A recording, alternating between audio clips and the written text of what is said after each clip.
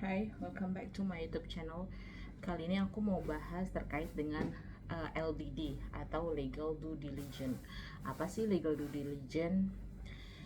LDD adalah pemeriksaan yang dilakukan konsultan hukum pada perusahaan.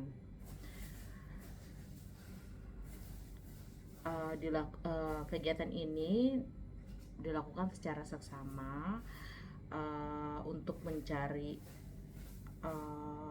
informasi atas suatu informasi mendetail atau fakta material untuk dapat mengetahui secara keseluruhan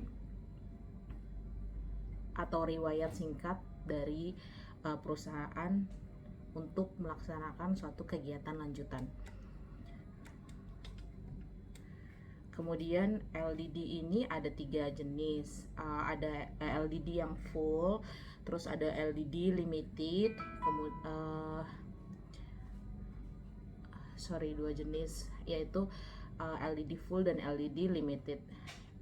Yang secara full yaitu berkaitan dengan pemeriksaan secara menyeluruh terkait dengan aspek-aspek hukum di dalam perusahaan. Misalnya kayak anggaran dasar, struktur modal, saham, susunan pengurus, komisaris dan sebagainya, perizinan, dan berbagai macam persetujuan harta perusahaan, asuransi, tenaga kerja, dan lain-lain. Biasanya full LDD ini digunakan untuk IPO atau perusahaan untuk bisa go public. Yang kemudian limited due diligence adalah audit yang dilakukan secara perorangan. Jadi yang akan diaudit bukanlah perusahaan atau melainkan orang perorangan. Jenis LDD ini dilakukan untuk biasanya urusan pinjam meminjam, pengambilan aset atau transaksi perorangan lainnya. Tujuannya dari LDD itu yaitu yang pasti untuk mengetahui status terhadap dokumen yang akan diaudit, yang kemudian memeriksa legalitas dari badan hukum maupun perorangan tersebut. Yang ketiga, memeriksa tingkat ketaatan badan hukum. Yang keempat, memberikan pandangan hukum atau kebijaksanaan. Terus manfaatnya sih apa? Manfaatnya apa untuk LDD, adanya LDD ini? Yang pertama,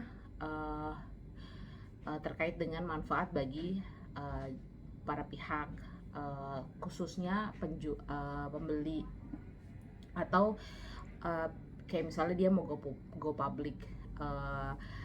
Hal ini digunakan untuk dapat memberikan informasi kepada publik secara menyeluruh, walaupun tidak secara keseluruhan informasi di dalam LDD akan dibuka, akan tetapi menjadi satu keharusan. Apabila akan melakukan IPO, maka diperlukan LDD ini. Kemudian memfasilitasi tahapan dan menyiapkan penjualan perusahaan, kemudian pemenuhan manfaatnya, pemenuhan kewajiban-kewajiban terhadap pembeli, terus pengingat akan informasi yang telah diberikan apabila timbul masalah. Terus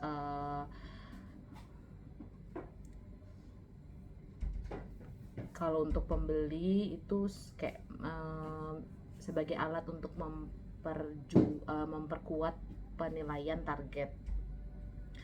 Kemudian alat penata transaksi.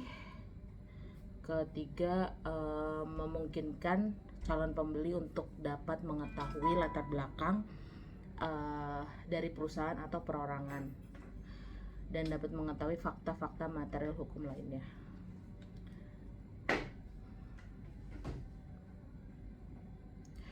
Ada beberapa tahap yang dilakukan untuk dalam melakukan LDD ini. Yang pertama, confidentiality agreement, biasanya digunakan untuk proses akuisisi, adanya pembentukan tim, persiapan due diligence, LDD request listnya. Terus yang terakhir ada pemeriksaan dokumen.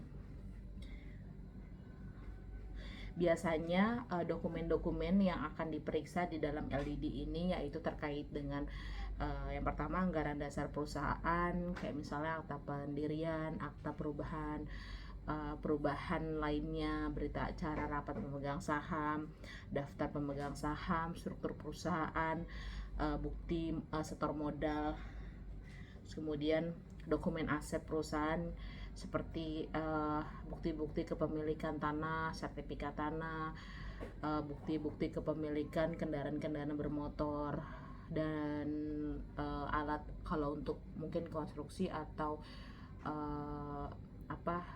perusahaan lainnya yang ada alat-alat besar, alat-alat berat, atau misalnya bukti-bukti terkait dengan aset secara hutang piutang, itu bisa dapat juga diberikan dalam LDD, proses LDD. Kemudian dokumen perjanjian antara pihak ketiga juga dapat diinformasikan. Kemudian dokumen perizinan untuk persetujuan domisili, tanda kalau sekarang mungkin NIB, terus izin-izin lainnya, NIB di OSS, terus izin-izin lainnya kayak misalnya SUJK, izin ekspor impor, izin WIUP, IUP, dan sebagainya. Terus kemudian perihal dokumen-dokumen kepegawaian, semisal dokumen tentang jaminan sosial tenaga kerja, list daftar tenaga kerja domestik maupun asing, dan sebagainya. Kemudian dokumen-dokumen terkait dengan asuransi dan perpajakan.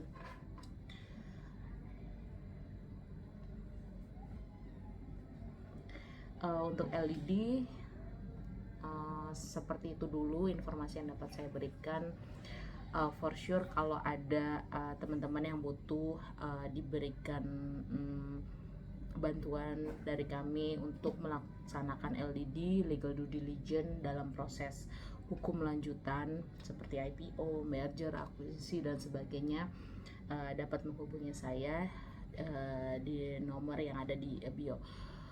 Kemudian bisa dibantu like, subscribe, komen apabila ada isu-isu yang mungkin kalian mau angkat, yang mau kalian bahas, gimana pandangannya secara hukum, atau mau ada contoh-contoh case yang mau dibahas.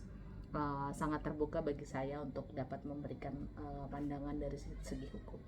Demikian untuk saat ini. Wassalamualaikum warahmatullahi wabarakatuh.